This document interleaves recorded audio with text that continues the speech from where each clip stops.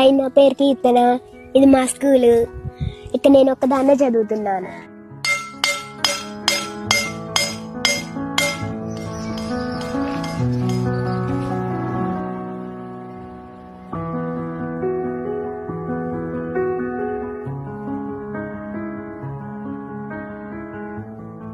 మళ్ళీ 9కి ఏమో మా నాన్న తింపుతాడు.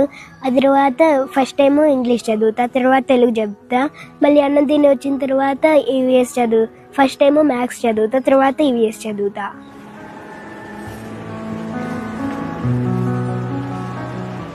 టీచింగ్ ఎప్పుడు ఒకటేలా ఉంటుంది సార్.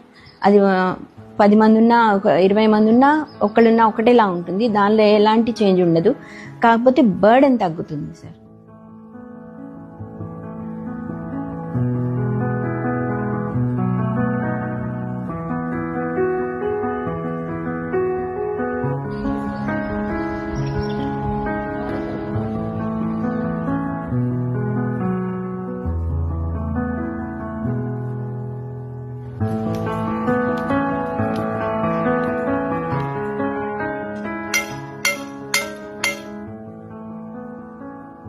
మళ్ళీ ఈ స్కూల్ మూతపడితే మళ్ళీ తెరిపించడం కష్టం అని చెప్పేసి మా నాన్న ఈ స్కూల్లోనే చదివిపిస్తా అన్నాడు. 7th వరకు ఈ స్కూల్లో చదువుతా, తర్వాత హాస్టల్కి వెళ్ళిపోతా.